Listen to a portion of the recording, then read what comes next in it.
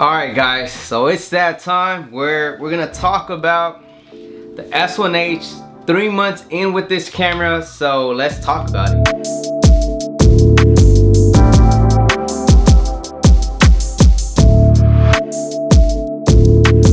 If you guys watched the last video with the crane too, well now if you guys notice I put some frames back there. I added some lighting. It's a different setup. Hopefully you guys like this setup, but anyways, let's get started with the video. So I know in the first video that I made about the S1H when I purchased it, the hands-on review, if you guys haven't seen it, then I'm gonna go ahead and link wherever it goes somewhere here. But I said the 4K 60 crop mode was not affecting me, but it turns out that it kind of does. I actually had to buy a second camera because, a second lens, because Sigma 24mm 1.4, that's my favorite lens, and when I crop in at 4K 60, it basically makes like a 32mm 35. That is too punched in. So yeah, the 4K 60 crop mode kind of does play a role at times when I'm shooting videos. Another downfall to this camera, again, I can't really say to this camera because it's just me baby by a cinema camera, but it doesn't have internal NDs, as I mentioned.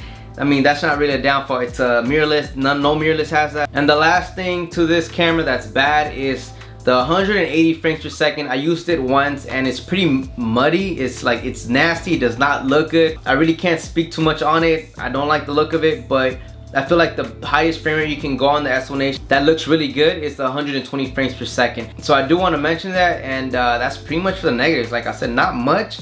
I will say negative will be also the price for this camera is $4,000, but again, what you're getting out of this is where you're about to find out on the positive side. So now let's get on with that. So the positive thing about this camera is everything. Like, yo, this camera is outstanding. It is killer.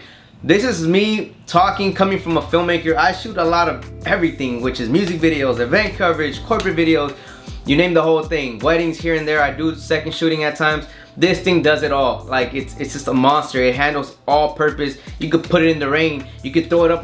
No, I'm just playing. Nah, I didn't want to go that far. I normally would throw it up, but you could do a lot of things. I mean, as you can mention, it's just positive. But for real, let's get started on the actual positives to this camera.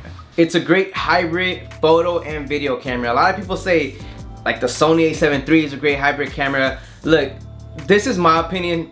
If you really want a great hybrid camera, I'm talking about great beast killer in terms of video and photos, this is the camera to go to. Now, the only part I won't put this in the hybrid section is if you're shooting like sports photography. I don't think this camera is gonna keep up in that department. If you're shooting anything else besides sports, just know this camera is gonna withstand it all and handle it pretty good. Another great thing to this camera is the file sizes. You can shoot music video, like a whole music video with one 128GB card. You can shoot a whole corporate. To kind of give you guys a better example, the 6K, or if you're shooting at 4K, you're able to shoot at a 120GB. Yeah, as a matter of fact, it's here. I just formatted the card, just talk about it. But it's 1 hour and 24 minutes.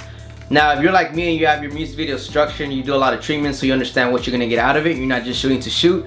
1 hour and 24 minutes is more than enough for me to get for music videos, and I mean, especially for corporate and event coverage, all that. An hour and 24 is more than enough, but in case you do need more, then it has dual SD card slots. So just think about it, double that. It's about 2 hours and like 48 minutes or so. So that's a lot to me. So just know this thing handles pretty good. You're able to get a lot within basically 2 SD card slots. So you'll be safe on that end. Another great thing about this camera that people underestimate, they all look at the specs. Oh, it doesn't have RAW, does it have 10-bit? And they look at all these things like RAW. I've noticed a lot of people need RAW or whatever, but if you guys get your hands on this, if you're like a colorist, I don't consider myself the best colorist, but I'm pretty good at coloring. This camera basically is RAW without having RAW in it. 10-bit, you're able to push the out of this camera. I'm talking about you're able to do everything from highlights, shadows, colors. You're able to push it all, and you'd be surprised how much this camera has inside. Like the coder that they use for this camera, I don't know what they use. They put the work into this camera when they built it. So understand that when you guys are getting this and you guys like to color grade as myself and just push the camera and be able to recover highlights, shadows. Hopefully I'm implementing videos over this talking that I'm doing.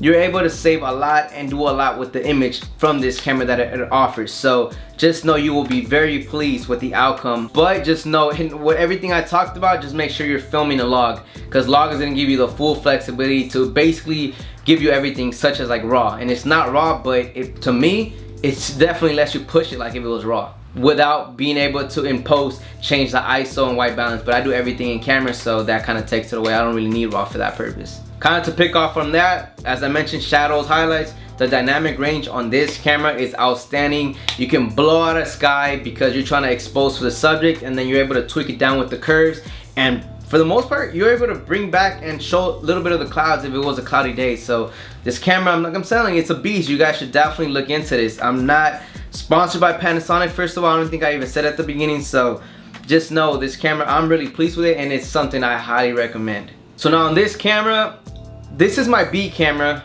because I have the Cinema Evo 1, which is Panasonic as well, but this can also be an A camera. For anybody else that doesn't have a cinema camera, this is strictly like an A camera. I can consider this an A or B. It's B to my Eva, but sometimes I use this as my A, and the Eva could be a B. You really can't go wrong with this camera, like I mentioned. So another great thing about this camera is the color science. I'm a fan of Canon. Canon provides excellent colors, but Panasonic does as well to me. It's a do-it-all camera, to be honest. It is great in low light. It has one of the best, no, actually it has the best IBIS in the game. Personally, me, I've tested a lot of cameras. This has the best IBIS in the game.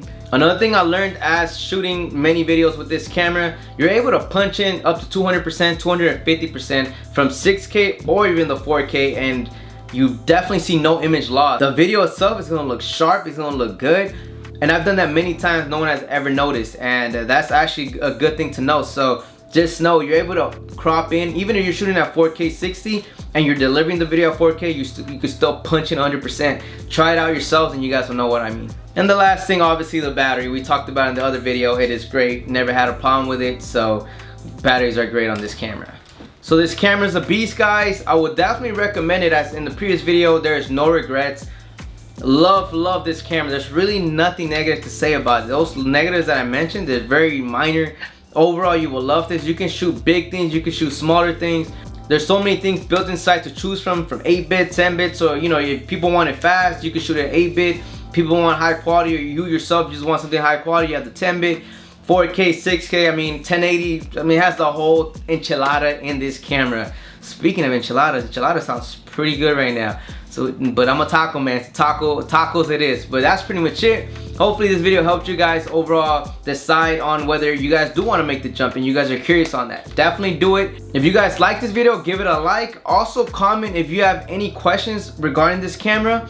And if you guys have not followed me on Instagram, make sure you guys do. I post a lot of work on there with the S1H or the Evo 1. That is at Mario Visions.